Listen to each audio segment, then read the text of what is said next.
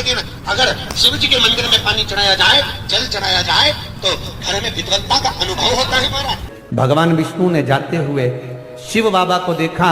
शंकर भगवान से, भगवान नारायण ने कहा आप कुछ कहेंगे नहीं? भगवान शंकर कहते हैं नारायण चिंता मत करो, बार के दिन अगर दाल चढ़ा कर जाएगा, चने की दाल को मंदिर के पीछे बैठकर ओम नमः शिवाय बोलकर जो नारायण को समर्पित करेगा, उसके मनवांचित फल को मैं 3 महीने में पूरा कर दूंगा, उसके मन की कामना को मैं 3 माह में पूर्ण कर दूंगा। आज भी नियम है, चने की दाल को लेकर जाते मंदिर के पीछे बैठकर चने की दाल को लेकर ओम नमः शिवाय का जाप करते हैं। 7 बार ओम नमः शिवाय बोलकर चने की दाल वापस घूमकर भगवान विष्णु को समर्पित करी जाती है, तो 3 महीने में मनोकामना पूरी हो जाती है। उस चने की दाल का इतना प्रमाण है, इतना गुड़ जोड़ता। जितने समय अतिथि हमारे घर में रहे, मेहमान हमारे घर में रहे, जिसको हमने आरती के समय पर गुड़ दिया है, जिसको हमने गुड़ दिया है, वो पाकर आनंद के साथ में। अच्छा, कभी तुमने सुना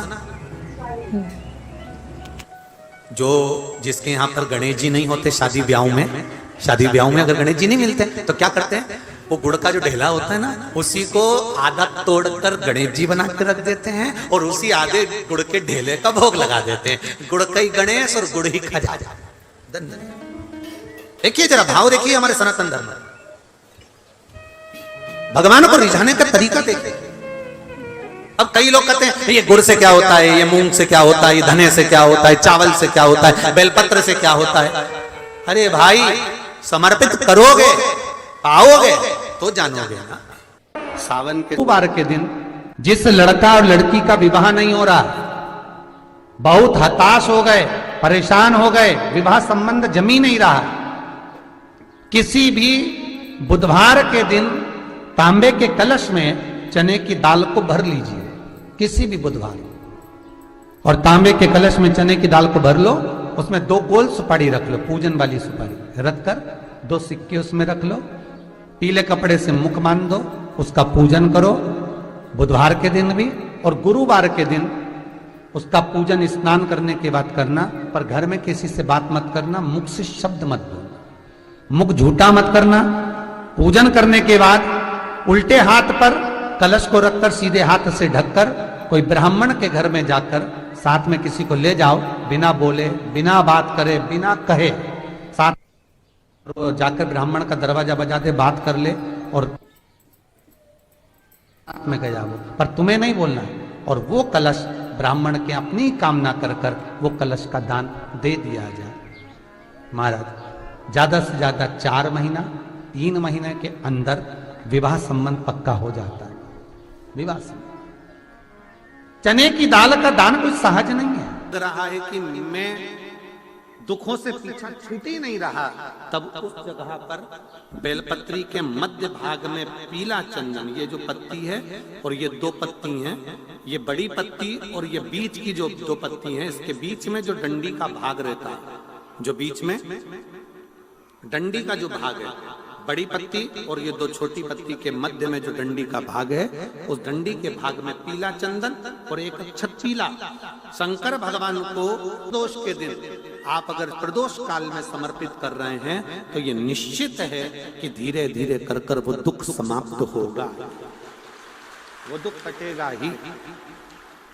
विश्वनाथ को कुछ नहीं चाहिए, मेरे शंकर को चाहिए क्या? अगर आपके जीवन में ऐसा लगे कि बहुत बड़ी बीमारी आ गई और आपके घर का व्यक्ति वेंटिलेटर पर पड़ा हुआ है, तो शमी के वृक्ष के फूल ले आओ 7, और शमी के वृक्ष के 7 फूल लाकर एक एक फूल शंकर भगवान को श्री शिवाय नमस्तुभ्यम कहकर उस व्यक्ति के लिए जो पड़ा हुआ है, अंतिम सांसें गिन रहा है, जिसको अटैक आ गया, अंतिम सांसों में जो गिन रहा है, उसके नाम से भगवान शंकर पर चढ़ाना प्रारंभ कर दो। मात्र 7 पुष्प, उस शमी के वृक्ष के 7 पुष्प आप शिव को समर्पित करिए, उसका नाम और गोत्र बोलकर, और भगवान शंकर का मूल मंत्र श्री शिवाय, जम के बोलिए श्री शिवाय नमस्तुभ्यम बोलकर एक एक शमी का फूल शंकर पर चढ़ाना प्रारंभ कर दो। फिर आगे वो विश्वनाथ की मर्जी है, वो प्राण कैसे लेकर वापिस आता है, उस काल से छुड़ाकर महाकाल कैसे लाता है, ये वो जाने। आपका फर्ज केवल आप अदा करिए। ये 3 समय एक ऐसा समय है, मान लो सुबह यदि आपको समय ना मिले भगवान शंकर का गुणगान करने के लिए, मान लो दोपहर का समय ना मिले शंकर भगवान का गुणगान करने के लिए, तो शिव पुराण कहती है जब सूर्य डूब रहा हो, प्रदोष काल का जब समय हो, तब उस शंकर का गुणगान करो तो सारी जिंदगी तुम्हें किसी के आगे हाथ नहीं फैलाना पड़ेगा। भगवान भोलेनाथ स्वयं तुम्हें उतना प्रबल वैभवपति बना। कितना सुंदर कहा है। जब जिंदगी बहुत संघर्ष में चल रही हो, बहुत दुख का जीवन चल रहा हो, बहुत कष्ट का जीवन चल रहा हो, बहुत कष्टमय जीवन चल रहा हो, तब शमी के 5 पत्ते, शमी के 5 पत्ते, एक दुर्वा के साथ एक अक्षत चावल का एक दाना, वो भी हल्दी में भिंगोया हुआ हो या केसर में भिंगोया हुआ हो, शमी पत्र 5, एक दुर्वा, एक चावल का दाना, जो दिल से हृदय से बेलपत्री के वृक्ष के नीचे पार्थिव लिंग का निर्माण कर कर मट्टी का शिवलिंग बनाकर प्रदोष काल में, मतलब शाम के समय पर शिवलिंग बनाकर उस पे जल चढ़ाकर, जो ये 5 शमी का पत्र, एक दुर्वा और एक चावल का दाना, अपनी कामना कर कर, जो दुख चल रहा है बाबा से विनय कर कर एक एक पत्ता जब समर्पित कर दे, फिर एक दुर्वा समर्पित कर दे, फिर एक चावल का दाना समर्पित कर दे और बाबा का वहीं पर पुनः विसर्जन कर दे, 3 महीना तो जाने दो, 15 दिन के अंदर वो दुख कटता जरूर है, चाहे कोई भी दुख, किसी भी तरह का दुख क्यों हो। एक बेलपत्र के वृक्ष की परिक्रमा करने वाले को हजारों अश्वमेघ यज्ञ का फल प्राप्त हो जाता है, हजारों अश्वमेघ यज्ञ का फल प्राप्त हो जाता है। उसी तरह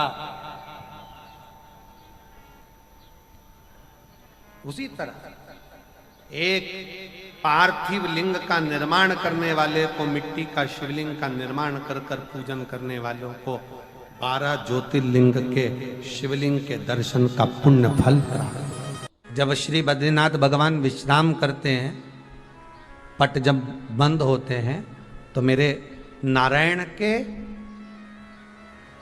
हृदय से बाहर जो लक्ष्मी जी का मंदिर है, वहां से लक्ष्मी जी को लाकर हृदय से लगाया जाता है और भगवान को एक कम्मल पूरा घी में उसको लपेट कर, पूरे घृत में उसको लगाकर, गौ माता के घृत में उसको लगाकर नारायण को भगवान शिव का स्मरण कर कर लपेटा जाता है।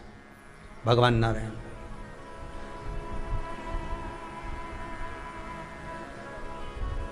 बद्रीनाथ बाबा के मंदिर में दिया घी से भर दिया जाता है, ताले लगा दिए जाते हैं, सब नीचे आ जाते हैं। जब अक्षय तृतीया के समय पर पट खोलते हैं, बाबा का कम्मल घृत से जुड़ा हुआ वैसा कि वैसे ही घृत भरा हुआ,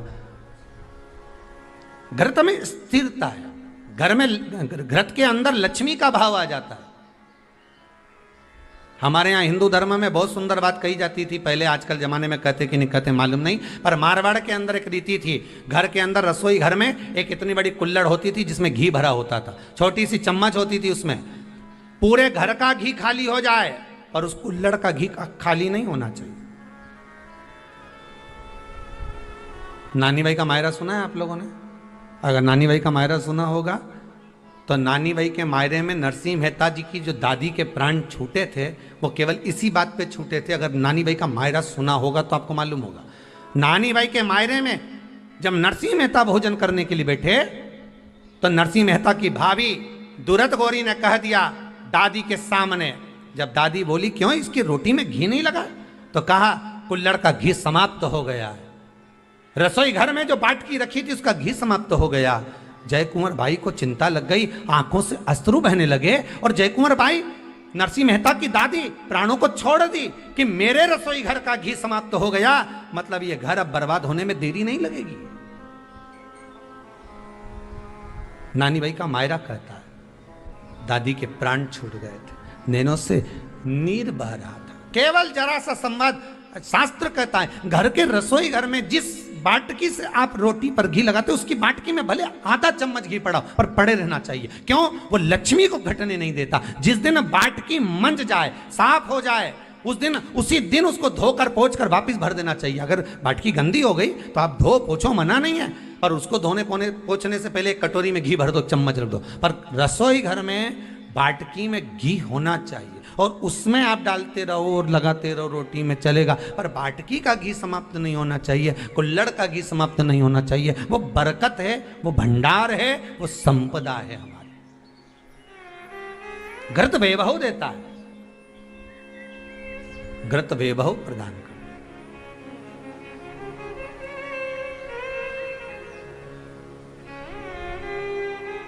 घृत वैभवता देता है। कितना सुंदर कहा है।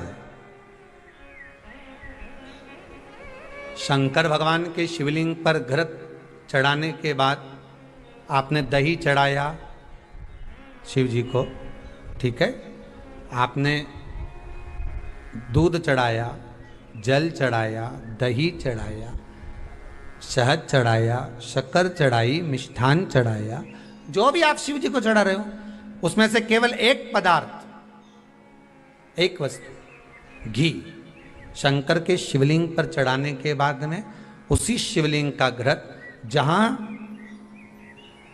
शिवलिंग रखा हुआ है, शिवलिंग जहां रखा रहता है उस कटी पर उस घृत से हस्त फेर देना चाहिए अपनी मनोकामना कर कर।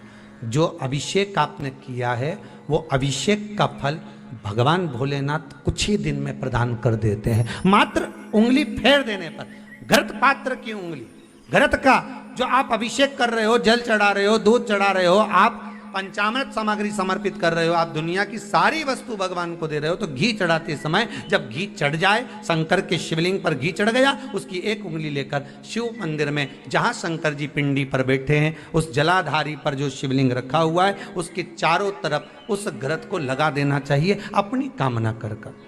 महाराज शिव उसको स्वीकार करता है। क्यों? शंकर और पार्वती के मिलन स्थल, माता पार्वती की गोद में भगवान शंकर का जो शिवलिंग स्वरूप विराजमान है, हस्त कमल के अंतर्गत जो भगवान विराजमान है, उसका फल चोगना मिल जाए।